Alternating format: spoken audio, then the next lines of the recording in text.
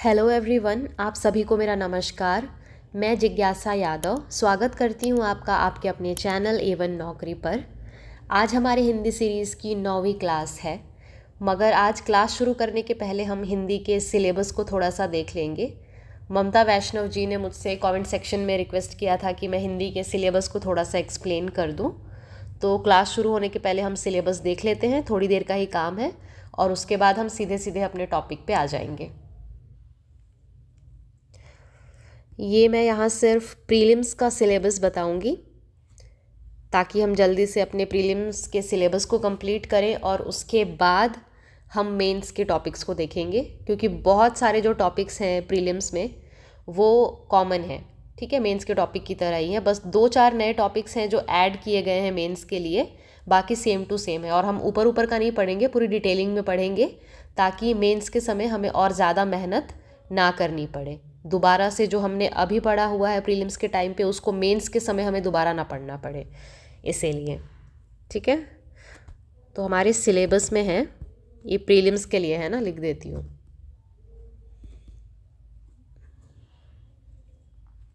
स्वर, व्यंजन, ये सब हमने पढ़ लिया है ना। वर्तनी, वर्तनी कोई नया शब्द नहीं है, यह है शब्द शुद्धि। लिंग, वचन, काल।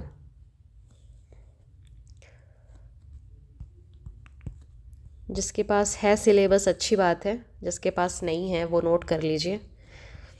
मैं पहले ही आप लोगों को बताने वाली थी, मगर मुझे लगा कि शायद आप लोगों के पास अवेलेबल होगा सिलेबस, इसलिए मैंने पहले एक्सप्लेन नहीं किया। संज्ञा, सर्वनाम, विशेषण, ये हमारे आज का टॉपिक है क्योंकि हम शब्द पढ़ रहे हैं। और संज्ञा, सर्वनाम, विशेषण, क्रिया, ये सब कुछ जो है हमारे शब्द का ही हिस्सा है। जो हम पढ़ रहे थे प्रयोग के आधार पर शब्दों के भेद, वो यही थे। अगर आप लोगों को याद होगा थोड़ा बहुत भी, पिछली क्लास में हमने क्या पढ़ा था। फिर है समास, ये भी बहुत आसान है। ठीक है, रचना एवं प्रकार।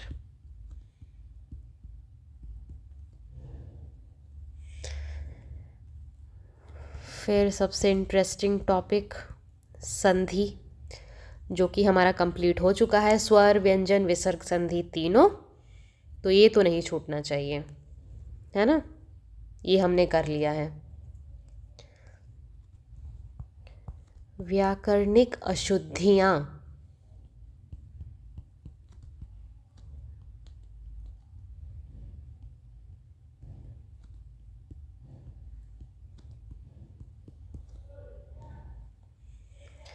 व्याकरणिक अशुद्धियाँ, अपना प्रोनाउंसिएशन एकदम सही कर लो हिंदी का। व्याकरणिक अशुद्धियाँ आपको अपने आप समझ में आने लगेंगी। जैसे मैं हिंदी बोल रही हूँ, है ना, हिंदी एक भाषा है। अगर मुझे पूछना है कि आपको हिंदी आती है कि नहीं, तो मैं यही पूछूंगी ना कि क्या आपको हिंदी आती है। मैं ये नहीं पूछूंगी क्या आपको हिंदी आता है, तो इसमें गलत हो जाएगा, क्योंकि हिंदी लिंग के आधार पर देखा जाए तो हिंदी स्त्रीलिंग में आती है। ठीक है, फिर शब्द प्रकार, यही हमारा जो टॉपिक चल रहा है वो शब्द ही है ना। तत्सम, तत्भव,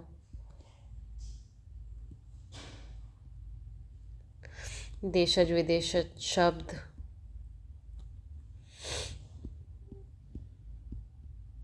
आप लोग लिख लीजिए जल्दी जल्दी, है ना। देशज विदेशज शब्द, ये सब हमारे शब्द का हिस्सा है। संज्ञा, सर्वनाम, विशेषण, क्रिया, ये सारे। पर्यायवाची,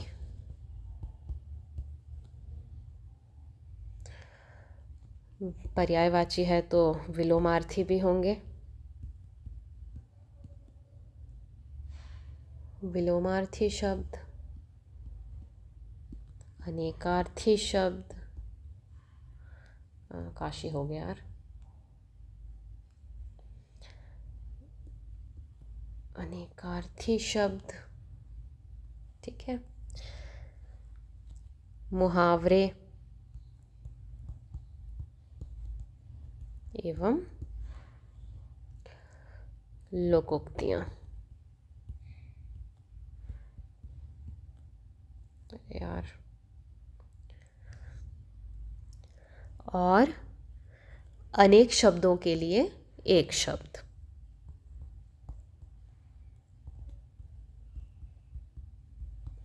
अनेक शब्दों के लिए एक शब्द। मैं इतनी मेहनत करके लिख रही हूँ तो आप लोग भी लिख लीजिएगा, ये नहीं कि स्क्रीनशॉट ले लेंगे, है ना। मैं ही आइडियाज़ डाल रही हूँ आप लोगों के दिमाग में। अनेक शब्दों के लिए एक शब्द, या जो वाक्यांश दिए होते हैं उनके लिए एक शब्द। ठीक, ये है आप लोगों का सिलेबस, जिसमें हमने अब तक क्या किया है। देखिए, जो पर्यायवाची शब्द हैं, विलोमार्थी, तत्सम, तद्भव, देशज, विदेशज, है ना। अनेक शब्दों के लिए एक शब्द। मुझे याद नहीं है मैंने आप लोगों को बुक लिस्ट दिया था या नहीं हिंदी के लिए। इन सब को पढ़ने के लिए जितना मैं पढ़ा रही हूँ वो तो बहुत सफिशिएंट है। जो भी मैं टॉपिक्स पढ़ा रही हूँ वो आप लोगों को एक्स्ट्रा कहीं और से जाके पढ़ने की ज़रूरत नहीं है। मगर मैं आप लोगों को सारे पर्यायवाची शब्द नहीं बता सकती, सारे तत्सम, सारे तद्भव शब्द मैं नहीं बता सकती। हो सकता है मैं छोटे मोटे ट्रिक्स बता दूँ याद रखने के लिए, पर सारे शब्दों को यहाँ बता पाना मुमकिन नहीं है। इसीलिए जो है विनय पाठक, विनय कुमार पाठक की जो बुक है हिंदी की, वो आप ज़रूर लीजिए और रोज़ कम से कम 50 शब्द आप देखते जाइए। देखना मीन्स रीड भी करते जाइए, ये नहीं कि सिर्फ आँखों से देख लिया और बंद कर दिया। देखते जाइए, देखते जाइए।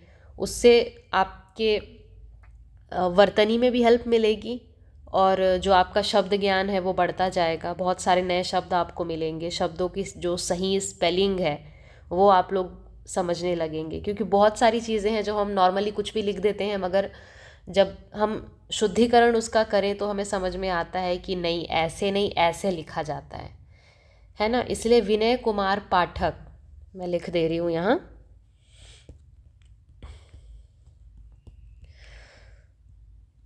विनय कुमार पाठक की हिंदी ग्रामर की बुक आप लोगों को लेनी है, ये सारी चीज़ें पढ़ने के लिए। जितने भी शब्द हैं ना उसमें आप लोगों को प्रैक्टिस करना है। जितना ज़्यादा से ज़्यादा आप देख पाएँ आप बिल्कुल आप प्रैक्टिस करें। अब सीधे आते हैं हमारे टॉपिक पे। हम पढ़ रहे थे शब्द। मेरी आवाज़ थोड़ी अलग लग रही होगी आप लोगों को क्योंकि मेरी तबीयत ख़राब है, पर आज आप लोग एडजस्ट कर लें। हम पढ़ रहे थे शब्द, है ना। शब्द, शब्द भेद, जिसमें हमने पहले देखा प्रयोग के आधार पर कितने भेद, ये लिखवाया था मैंने आप लोगों को नाम के साथ। और मैंने ये भी बताया था कि ज़रूरी नहीं है कि आप लोगों से डिटेलिंग में कुछ पूछा जाएगा, हो सकता है सीधे नंबर पूछ लिया जाए कि प्रयोग के आधार पर शब्दों के कितने भेद, है ना। तो आप लोगों को याद होना चाहिए 8 भेद। सबसे पहला संज्ञा। अब मैं पूरा पूरा लिखती नहीं जाऊंगी क्योंकि मैंने ये ऑलरेडी लिखवा लिया है, तो हम सीधे सीधे अब पढ़ते जाएंगे, ठीक है। तो संज्ञा, संज्ञा क्या है? संज्ञा की सीधी सीधी परिभाषा ये हो सकती है, एक नाम है, ठीक है। कोई भी वस्तु, कोई भी चीज़, कोई भी व्यक्ति, कोई भी भाव या समूह, पदार्थ, जाति, किसी भी चीज़ को जब हम एक नाम दे देते हैं वो संज्ञा हो जाता है, ठीक है। उसे हम संज्ञा कहते हैं। तो संज्ञा क्या है? सीधी भाषा में संज्ञा नाम है, किसी भी चीज़ का नाम, वो संज्ञा है, ठीक है। इंग्लिश में हम पढ़ते हैं ना नाउन, तो नाउन को हम क्या बोलते हैं? Naming word. तो बस उसी को हम हिंदी में पढ़ रहे हैं, संज्ञा, नाम। ठीक है। संज्ञा के होते हैं 5 प्रकार। पहला व्यक्तिवाचक, व्यक्तिवाचक संज्ञा है ना। दूसरा जातिवाचक संज्ञा, लिखते जाओ।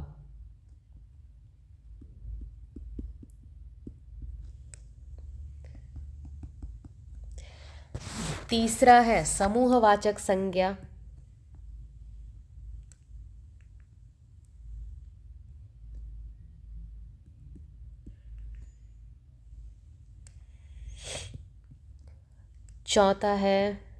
चौथा पदार्थवाचक संज्ञा। तबीयत की वजह से मेरी हैंड राइटिंग भी बदलती जा रही है, पर मैं प्रोनाउंस भी कर रही हूँ, तो आप लोग समझ समझ कर लिखते जाएं। और 5वां है भाववाचक संज्ञा। ठीक है। संज्ञा क्या है? संज्ञा है नाम, जिसके हैं 5 प्रकार, व्यक्तिवाचक, जातिवाचक संज्ञा, जातिवाचक संज्ञा, व्यक्तिवाचक संज्ञा, जातिवाचक संज्ञा, समूहवाचक संज्ञा, पदार्थवाचक संज्ञा और भाववाचक संज्ञा। तो संज्ञा के सबसे पहले प्रकार व्यक्तिवाचक संज्ञा को हम समझते हैं। कलर चेंज करते हुए, यही कलर है क्या?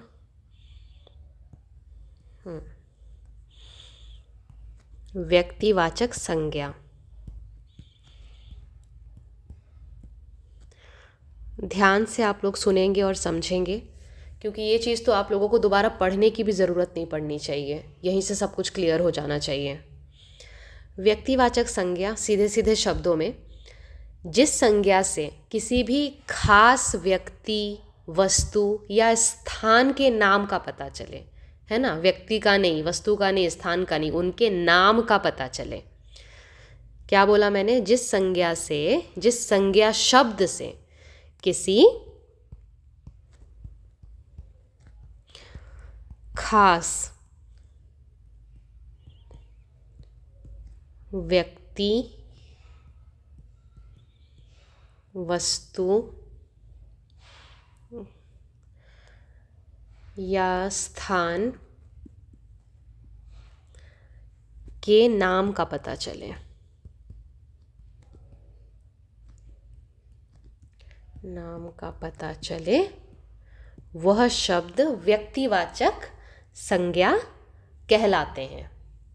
ठीक है। जैसे हम पहले जातिवाचक संज्ञा भी हम देख लेते हैं, फिर दोनों के जो उदाहरण हैं उन्हें हम कंपेयर करते हुए देखेंगे तो ज़्यादा समझ में आएगा, है ना। अभी बस इतना समझिए कि व्यक्तिवाचक संज्ञा मतलब किसी भी व्यक्ति, वस्तु, स्थान का नाम। दूसरा, अभी मैं उदाहरण नहीं दे रही हूँ, व्यक्तिवाचक और जातिवाचक संज्ञा का उदाहरण मैं एक साथ दूंगी तो आप लोगों को ज़्यादा समझ में आएगा। दूसरा है हमारा जातिवाचक।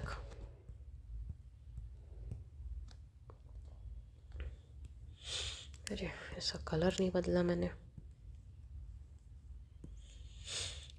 जातिवाचक। ठीक, तो जातिवाचक संज्ञा क्या है? जिस संज्ञा शब्द से किसी प्राणी या वस्तु की पूरी जाति का पता चले।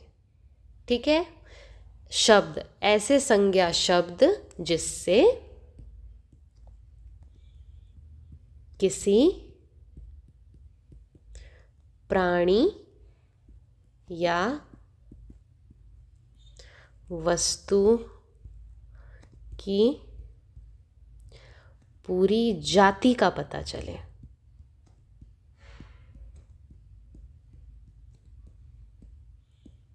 वे शब्द जातिवाचक संज्ञा कहलाते हैं, है ना। जैसे देखिए, हमारा देश है, हमारे देश का नाम क्या है? भारत। नाम है एक, तो नाम किस में आ जाएगा? व्यक्तिवाचक संज्ञा में, क्योंकि वो हमारे देश का नाम है ना, खास है ना। भारत खास है, खास नाम है। ऐसा तो नहीं है कि और किसी देश का नाम भारत है, नहीं है ना, एक ही देश का नाम भारत है, मतलब ये नाम खास हुआ, तो वह आ जाएगा व्यक्तिवाचक संज्ञा में। और जो देश है, क्योंकि सिर्फ हमारा देश नहीं है, पाकिस्तान भी एक देश है ना, अफ्रीका भी एक देश है, साउथ अफ्रीका भी एक देश है, अमेरिका भी एक देश है। इसीलिए देश जो शब्द है वह आ जाएगा जातिवाचक में। आप लोग ऐसे 2 कॉलम बना लीजिए, व्यक्तिवाचक और इधर जातिवाचक, और इनके उदाहरण आप लिखते जाइए। ठीक है, जैसे मैंने बोल दिया छत्तीसगढ़,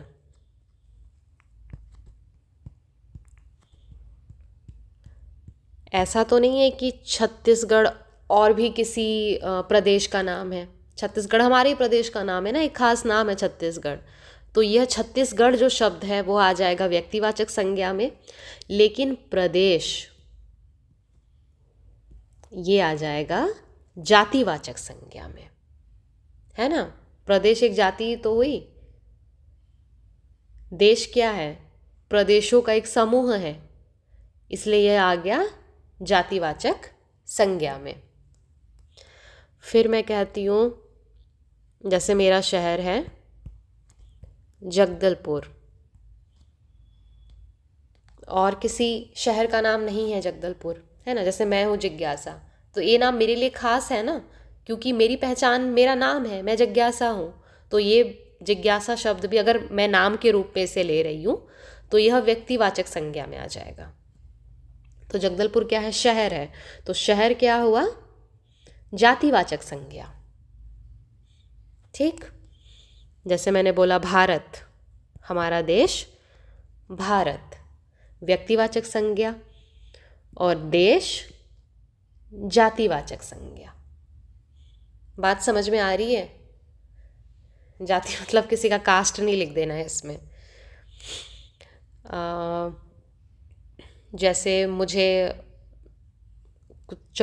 जानवर बड़े पसंद है, तो मैं लिख देती हूँ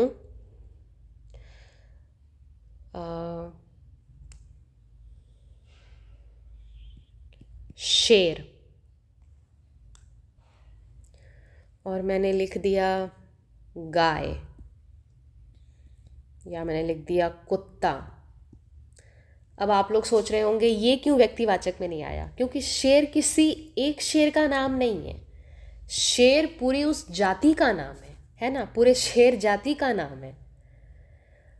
तो हम इसे व्यक्तिवाचक संज्ञा में किस तरह बदलेंगे?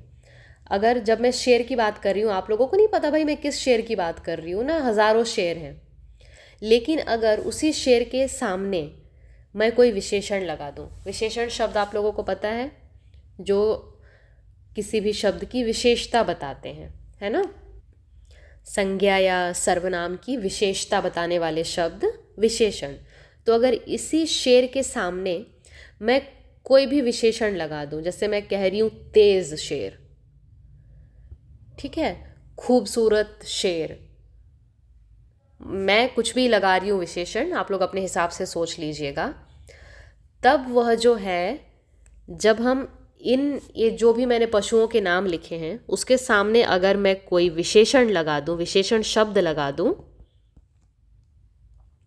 और उसके बाद मैं इन पशुओं का नाम लिखूं, जैसे मैं शेर लिखूं या गाय लिखूं या बैल लिखूं, मैं जो भी लिखूं विशेषण के साथ, तब वह जो शब्द हैं वो व्यक्तिवाचक संज्ञा के अंतर्गत आ जाएंगे। इस बात का आप लोगों को ध्यान रखना है। छत्तीसगढ़ व्यक्तिवाचक है लेकिन प्रदेश जातिवाचक है। जगदलपुर शहर व्यक्तिवाचक है, मतलब जगदलपुर व्यक्तिवाचक है, लेकिन शहर जातिवाचक है, क्योंकि एक शहर नहीं कई शहर हैं। भारत व्यक्तिवाचक है, देश तो बहुत सारे हैं, इसलिए देश एक जाति का नाम हो गया ना, जातिवाचक है। इतना समझ में आ रहा है? शेर, गाय, कुत्ता, यह पूरी एक जाति को दर्शाता है, इसलिए वह जातिवाचक संज्ञा में गिना जा रहा है। लेकिन उसी के अगर आगे मैं एक विशेषण लगा दूं, जैसे हो सकता है कि किसी जू में कोई शेर है जिसे ओहदा मिल गया है कि वह दुनिया का सबसे तेज़ शेर है, तो मैं बोल रही हूँ, अगर मैं किसी से बात करते वक्त मेंशन कर रही हूँ कि जो दुनिया का सबसे तेज शेर है मुझे उसे देखना है, तो मैं सारे शेरों की बात नहीं कर रही हूँ, मैं सिर्फ एक शेर की बात कर रही हूँ, ठीक है, जो सबसे तेज है। तो वह कहाँ आ जाएगा? व्यक्तिवाचक में, ठीक है, क्योंकि दुनिया का सबसे तेज शेर होना, उसको ये व्यक्तिगत रूप में ये नाम मिला हुआ है ना। दुनिया के सारे शेरों को हम नहीं बोल रहे कि ये भी सबसे तेज है, ये भी सबसे तेज है, ये भी सबसे तेज है, नहीं। इसीलिए वह व्यक्तिवाचक संज्ञा के अंतर्गत आएगा। समझ में आया? व्यक्तिवाचक संज्ञा और जातिवाचक संज्ञा। किसी खास व्यक्ति, वस्तु या स्थान के नाम का पता चले वे शब्द व्यक्तिवाचक, और जातिवाचक किसी प्राणी या वस्तु की पूरी जाति का पता चले वो है जातिवाचक।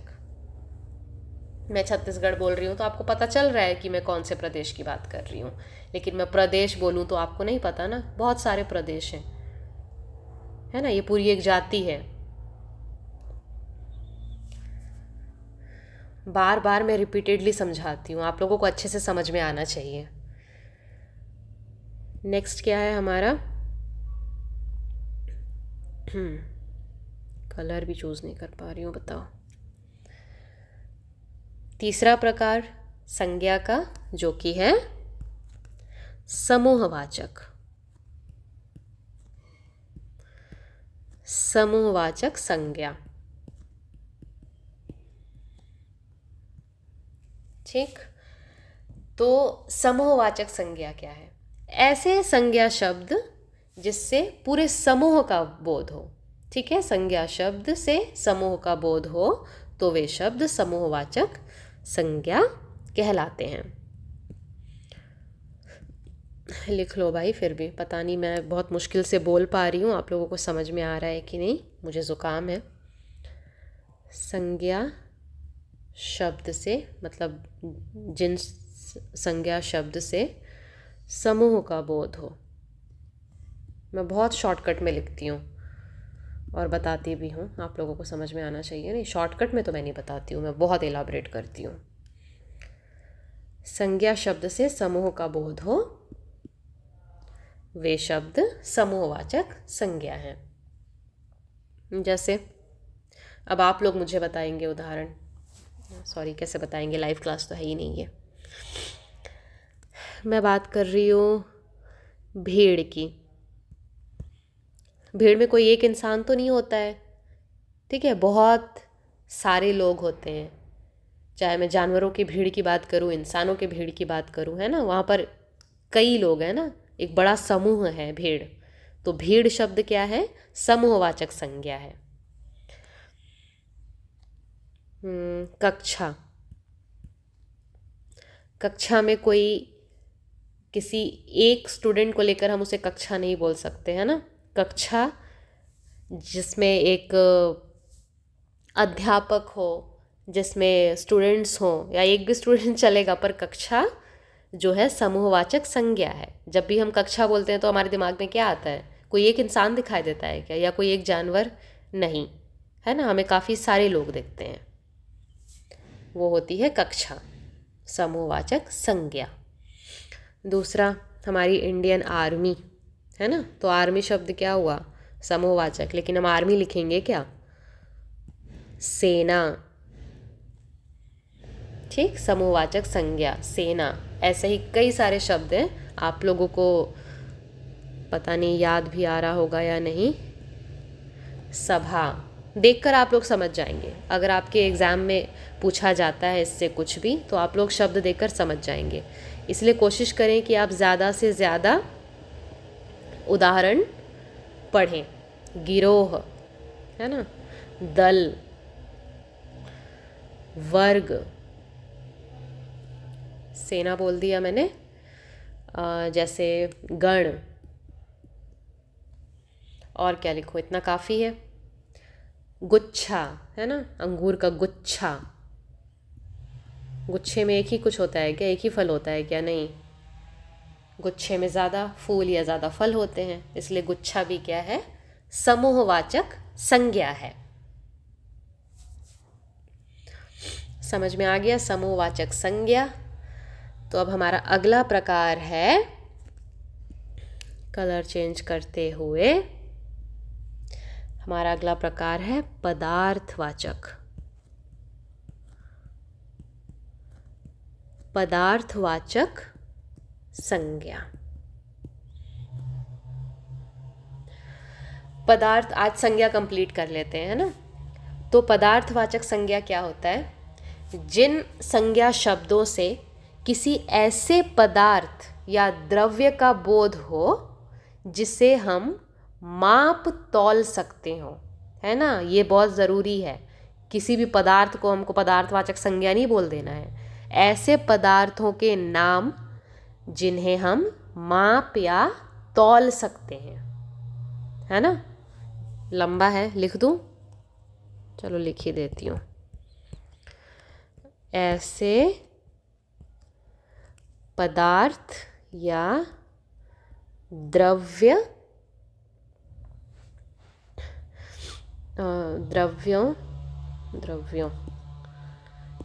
के नाम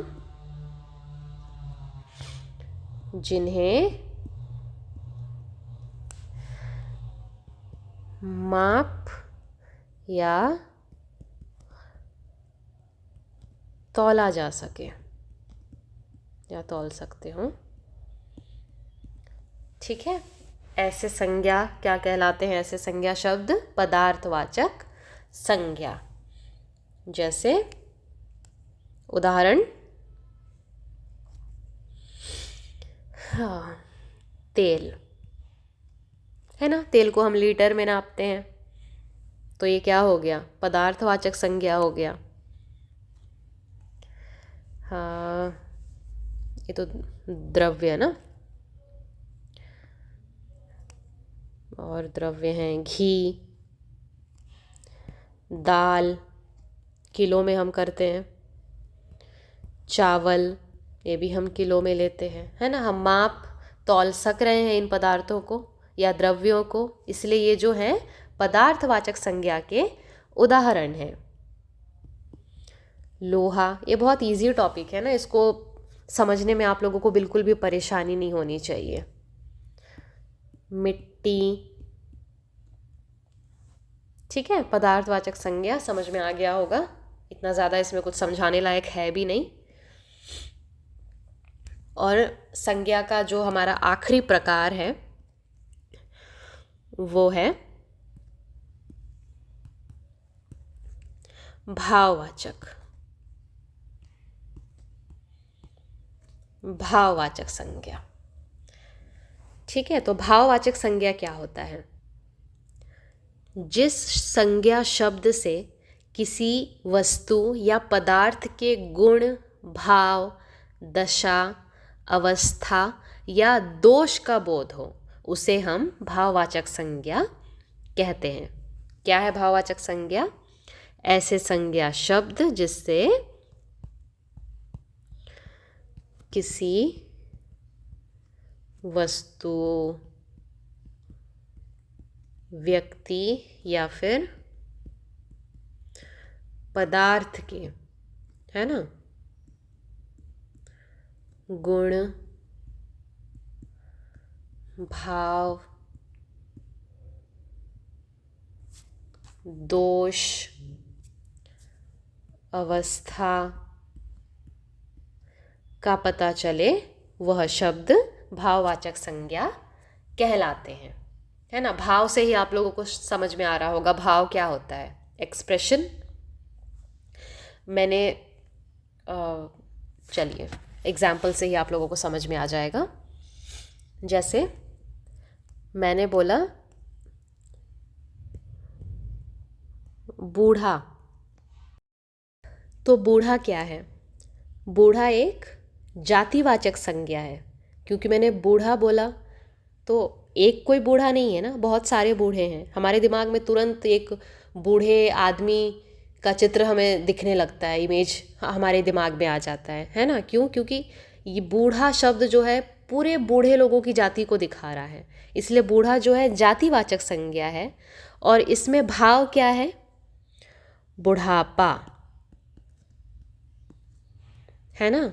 बूढ़ा जो है बुढ़ापे को दिखा रहा है, इसलिए वह जो बुढ़ापा शब्द है वह भाववाचक संज्ञा शब्द है। वैसे ही बच्चा,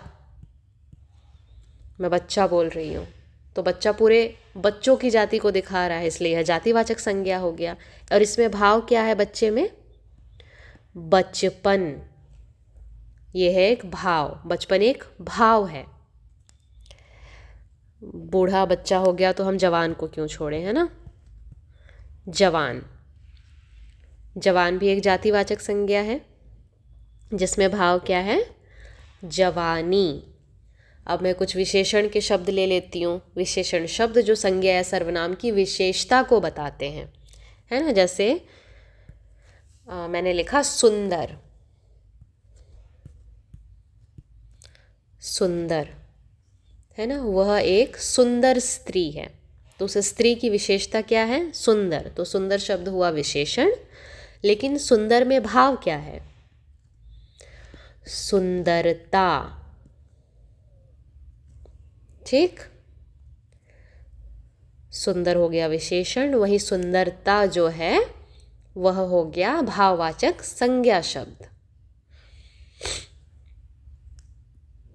ऐसे ही कुछ एग्जाम्पल्स और देख लेते हैं। जैसे हम मिठाई खाते हैं, है ना, तो मिठाई में क्या है? मिठास,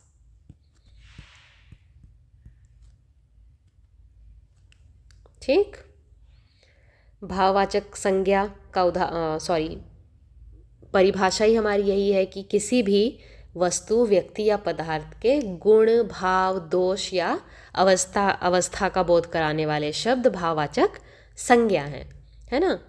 तो मिठास, मिठाई का गुण क्या है? कि वह मीठा होता है, उसमें मिठास होता है ना, तो वह है भाववाचक संज्ञा। वैसे ही मैं बोल रही हूँ मोटापा, अवस्था है ना, तो मोटापा भी भाववाचक संज्ञा का उदाहरण हो गया। मैं बोल रही हूँ कोमलता, ये भी एक भाववाचक संज्ञा हो गया।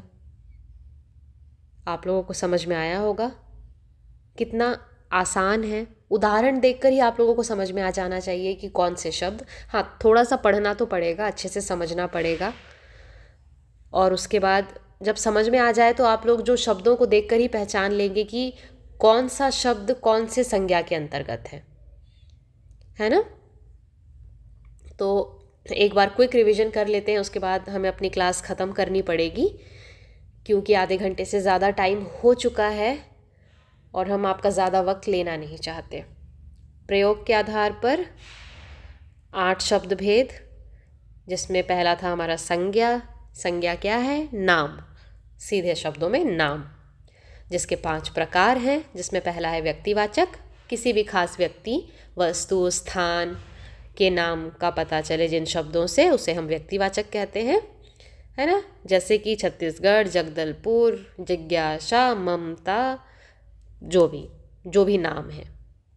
जातिवाचक, किसी प्राणी या वस्तु की पूरी जाति का पता चले जिन शब्दों से, वह जातिवाचक। देखिए एक चीज़ और मैं बता देती हूँ, मैंने अभी आप लोगों को क्या पढ़ाया? भाववाचक। ये जितने भी भाववाचक शब्द हैं ना, ये हमेशा जो है वाक्य में एक वचन में इनका प्रयोग होगा, है ना। कभी भी बहुवचन में इनका प्रयोग नहीं होगा। ये तभी भाववाचक कहलाएंगे जब यह एक वचन में होंगे। और वहीं अगर इन शब्दों को बहुवचन में लिखा गया तो यह जो भाववाचक संज्ञा शब्द हैं वह जातिवाचक के उदाहरण बन जाएंगे। इस चीज़ को आप अपने दिमाग में बिठा लीजिए। ठीक है। जब भी यह शब्द एक वचन में होंगे तब भाववाचक संज्ञा के उदाहरण कहलाएंगे, और वहीं जब उन्हें बहुवचन में लिखा जाएगा किसी भी वाक्य में तो वह जातिवाचक हो जाएंगे। ठीक है। फिर हमने क्या पढ़ा? जातिवाचक हो गया। समूहवाचक संज्ञा, समूह से ही समझ में आ रहा है, समूह मतलब ग्रुप, है ना। भीड़, भीड़ भी एक ग्रुप होता है, कक्षा भी एक ग्रुप को कहते हैं, सेना भी ग्रुप है, सभा भी ग्रुप है। आप ऐसे इजी अपने आप लोगों को जैसे समझ में आता है वैसे समझिए। पदार्थ, पदार्थ क्या? कोई भी चीज़, कोई भी ऐसी चीज़ जिसे हम माप या तौल सकते हैं। तेल, घी, दाल, चावल, लोहा, मिट्टी, सबको मापा जा सकता है, तौला जा सकता है, इसलिए वह पदार्थवाचक संज्ञा है। भाववाचक किसी भी वस्तु, व्यक्ति या पदार्थ के गुण, भाव, दोष या अवस्था को दर्शाने वाले शब्द भाववाचक संज्ञा है। ठीक है, आज की क्लास में इतना ही। नेक्स्ट क्लास में हम पढ़ेंगे सर्वनाम, और एक क्लास में ख़त्म हो जाना चाहिए सर्वनाम, जो हमारा टॉपिक है। कोशिश करेंगे कि कंप्लीट हो जाए।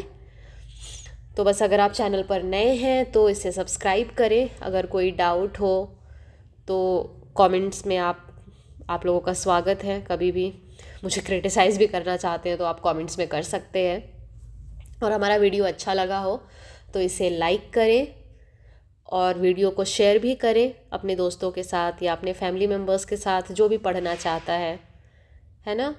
ठीक है, तब तक आप अपने दूसरे सब्जेक्ट्स पे भी ध्यान दें, इसलिए हम आधे घंटे से ज़्यादा टाइम नहीं लेते हैं आपका। तब तक ठीक रहिए, मिलते हैं हमारे नेक्स्ट क्लास में। थैंक यू, जय हिंद।